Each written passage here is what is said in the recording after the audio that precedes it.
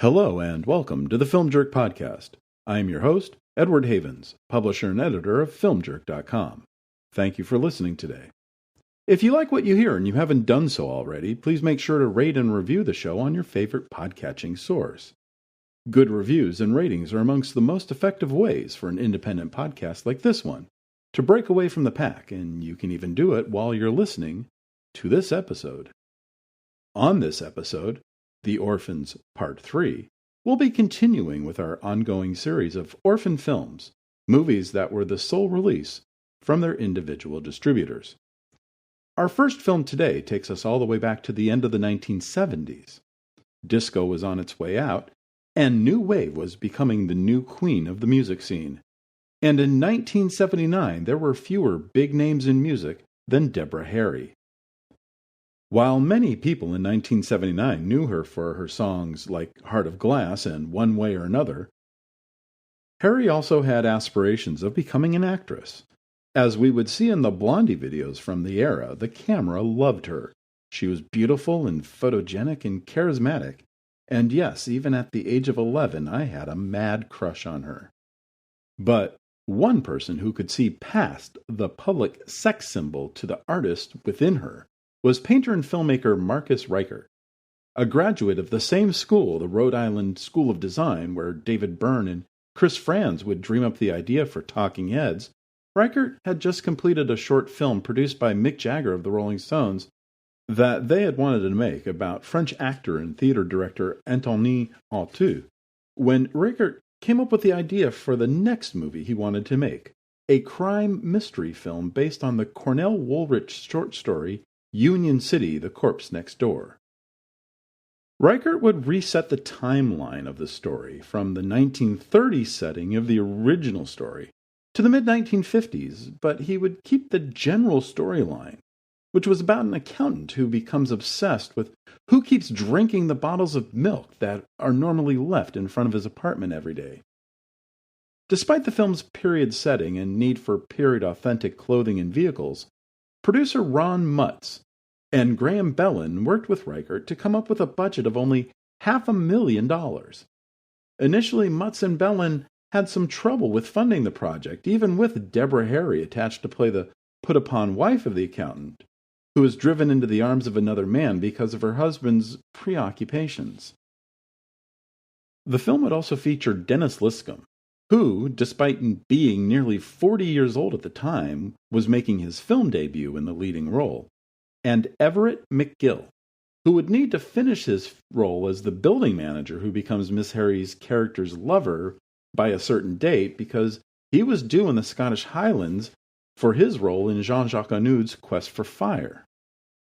Reichert would also cast a young actress and singer in a small role that only appears at the end of the movie, who, soon after filming was completed, would go into the recording studio herself to record her first album. Pat Benatar's In the Heat of the Night would become a big seller in the fall of 1979, but at this point, neither she nor Harry were world famous yet. The producers would find the money, and the production would begin around New York City in December of 1978.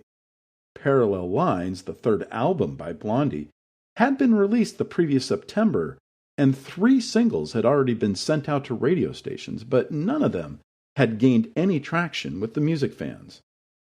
Even if Picture This or I'm Gonna Love You Too or Hanging on the Telephone had started climbing the charts, most people would not have recognized the young actress on set as the lead singer in Blondie, as Harry had let her dyed blonde locks go back to their natural dirty brown color for the movie. But then, her record label put out a 4th single from the album in January 1979, and that song, Heart of Glass, would change the direction of Miss Harry's life forever. And while everyone working with her on the film was happy for her newfound success, it also put the production into a scramble. Her record label, Chrysalis, needed Deborah Harry, the actress, to become Deborah Harry, the new queen of music, right then and there. The band needed to start capitalizing on the success of the song. So the production schedule would need to be changed to accommodate the new demands for her time. For the producers, this seemed like a godsend. Their little indie movie with a bunch of no-name actors had now a bona fide star. Production would finish at the end of January, a few weeks after they would finish shooting with Miss Harry, and Reichert would spend the rest of 1979 editing his film into shape. The performances were uniformly great, and Ed Lachman's cinematography was beautiful. The film would look and feel like it was made in the 1950s, and the producers were champing at the bit to get the completed film in front of potential distributors. And many distributors wanted the film, especially if it would feature a new song from Miss Harry and her band. Chris Stein, the lead guitarist for Blondie and the life partner for Miss Harry at the time, had been signed to score the movie. But one of the provisions put upon the production before shooting began by Blondie's record label was that the movie could not feature a new song by the band. This would help the production get both Miss Harry and Mr. Stein at guild minimum rates, helping to keep the budget down, but would be a deal breaker for most distributors. One company who didn't flinch at not being able to market the film without a new Blondie song was United Artists, who was still one of the biggest film companies around at the time. They loved the movie, but they were concerned about the material being rated R. The producers, without telling their director, decided to recut the film in order to secure a PG rating because the PG-13 rating would not be created for another 4 years. But once that cut was delivered to United Artists, they would decide against picking up the film. The director would lobby the producers to put the excised footage back into the film, but Movie Lab, the company who had processed the original camera negatives, had misplaced and possibly mislabeled that footage. It would never be found. In early 1980, the producers would, in an attempt to try to lure a new distributor to the film, submit it to the Cannes Film Festival, which accepted it into its prestigious Directors' Fortnight program. While a number of critics would praise the film when it premiered at the festival, the producers still could not secure any distribution deals, so they decided at the end of the festival that they would distribute the film themselves, at least until the success in theaters showed distributors what they were missing out on. So the production company, Kinesis Limited, would quote-unquote sell the film to a quote-unquote new distributor, Dalton Filmworks, and they would book the film at the 8th Street Playhouse in Lower Manhattan to open the film on September 26, 1980. The reviews for the film from the New York City press corps were pretty good. The Village Voice would call it one of the best independent films since Eraserhead, while the New York Times and the New York Post would both go all in on Miss Harry's acting. And according to Dalton's film's ad in the October 15, 1980 issue of Variety, the film had grossed $18,237 in its first week, which would have been a decent if unspectacular debut from a brand new distributor, their first time out of the gate. And in the second week, the film grossed another $15,000. But the film would only last one more week at the 8th Street Playhouse before it was bumped out for a special run of Wings, the silent Best Picture winner of 1927 with live music accompaniment. Strangely, especially for a film with not one but two major music stars in its cast, the movie would not play in another theater for 10 months when Union City would make its Los Angeles debut at the Continental Theater in Hollywood and the Monica Fourplex in Santa Monica on Wednesday, August 5, 1981. The Los Angeles critics were just as kind to the film and to Miss Harry's performance in particular, but just like in New York City the previous year, the film would disappear after only 3 weeks. Now, remember a few moments ago I mentioned that the band was contractually obligated to not do a song for the film? Ironically, Miss Harry actually wrote a song while shooting the movie, which was based on her experience acting in the film. The song, Union City Blue, would be recorded during the summer of 1979 and would appear on their album Eat to the Beat, released at the end of September 1979. The record label, which had prevented the band from doing a song for the movie, would release the song inspired by Miss Harry's experience working on the film as a single in late November 1979. It would not chart in the United States, but it would hit number 30 on the Hot Dance Music charts 15 years later, when Radiohead released their cover version of the song. The movie would be released on VHS tape by Columbia Pictures Home Entertainment in 1982, and on DVD by Fox Lorber Entertainment in 1998.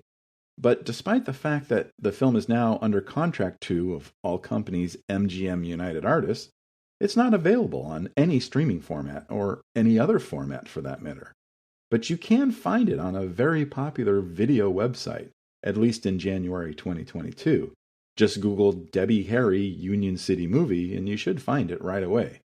Just be careful, as the first video that will pop up in the search engines might be a German dubbed version of the film and not the English language version.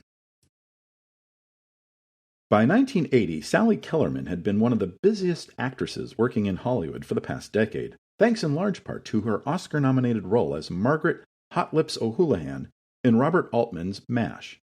And in 1980, she would be featured in no less than 3 big Hollywood movies, including a turn as Jodie Foster's mom in Adrian Lyne's Foxes, and a 6 times married eccentric woman in the Martin Mull-led satire Serial. But she would also frequently work on independent movies in both America and in Canada. One such film was Head On, a Canadian drama in which Kellerman starred alongside frequent David Cronenberg collaborator Stephen Lack. Kellerman plays Michelle Keyes, a Toronto psychoanalyst who is married to an inattentive businessman, always traveling out of town on business trips.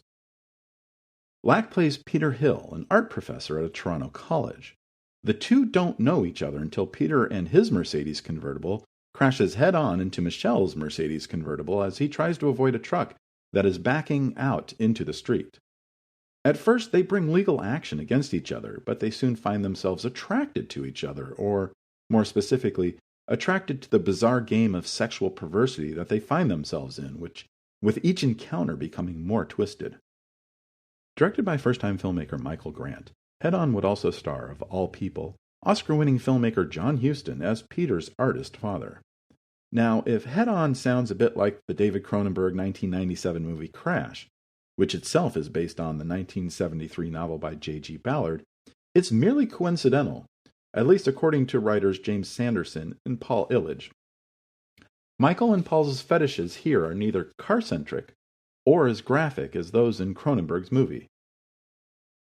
The film would make its world premiere at the 1980 Toronto International Film Festival, before playing at the 1981 Berlin Film Festival, where it would compete for the festival's coveted Golden Bear Award.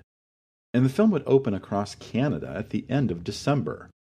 But in America, the film would be ignored by distributors for more than 3 years, until a company called Green Tree picked up the film for distribution. Who Green Tree was, I cannot find any information about. But they would release the film on 6 screens in Los Angeles, including the Fox Theater in Hollywood and the Westwood 4 in Westwood, on September 13, 1985, under the title of Fatal Attraction, the same day Vestron Video released the movie on VHS, which would help the film get some traction at video stores 2 years later when the Michael Douglas Glenn Close movie of the same name opened in theaters. And like many of the movies we've been talking about for the past 2.5 years, Head On, also known as Fatal Attraction, has never been released on home video since its one and only VHS release, nor has it ever been available for streaming. But if you really want to see it, at least in January 2022, there is a copy of the VHS tape available for viewing on a popular video website. Just search for Sally Kellerman Fatal Attraction in Google and you'll find it right away. Our third and final movie this episode is Wired to Kill, one of literally 1,000 low-budget dystopian sci-fi movies that would get made and released during the decade. What's so memorable about this one? Well, nothing, really. But if you're a fan of the recently passed actor and wrestler Tom Tiny Lister Jr., this is a movie you might be interested in as it features one of his earliest acting roles. Or if you're a fan of Merrick Butrick from Star Trek The Wrath of Khan or Square Pegs, this would be one of the last movies he performed in before his passing in 1989. To describe the movie, I'm not going to give some brief summary, but word for word, the pre-credit scrawl that opens the film. Ready? Here we go. In 1992, quarantine zones were established to contain the deadly virus Tapex. Now, in 1998, the plague is over, but the zones remain. These areas are cut off from society and are beyond the law. Terrorist gangs inhabit them and live by randomly raiding surrounding communities. For the ordinary citizen in 1998, the only art is the art of survival. At any other time in history, that might sound pretty craptastic.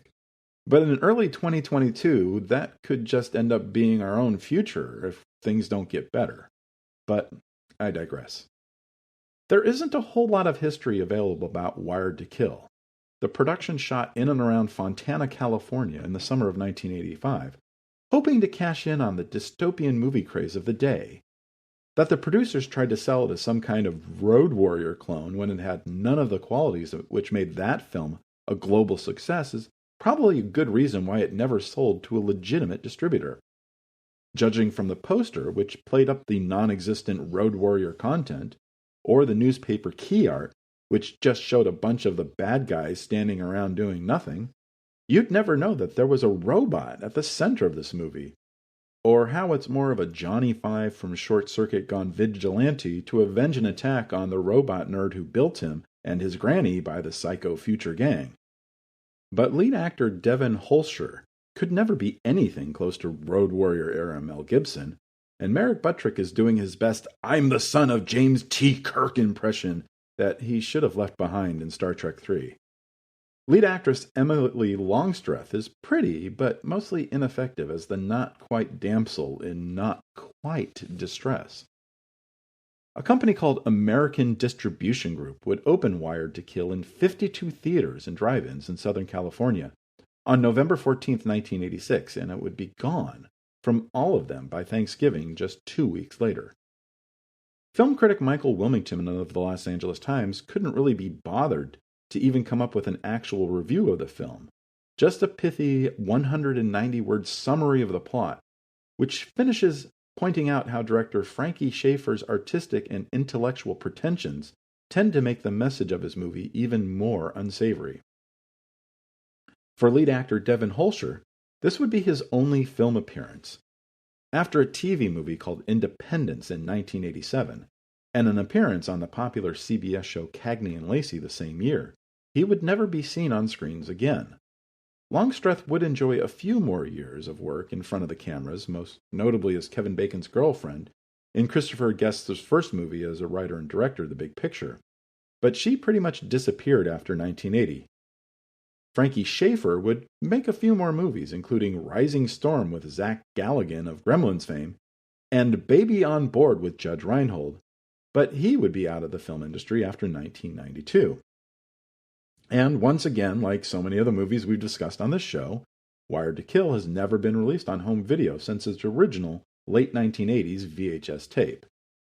And, like so many of the other movies we've talked about, you can find a copy of that VHS tape online at a popular video site if you search for Wired to Kill 1986 movie in Google, or that other website's search bar. Thank you for joining us. We'll talk again in 2 weeks when episode 69, John Sayles in the 1980s, is released. I had previously announced that our next episode was going to be about the 1981 film They All Laughed, but it was announced while I was recording this episode today that its director, Peter Bogdanovich, had died. Rather than appear like I'm trying to capitalize on his passing, we're going to move that episode to later this year. Look for that episode this coming March.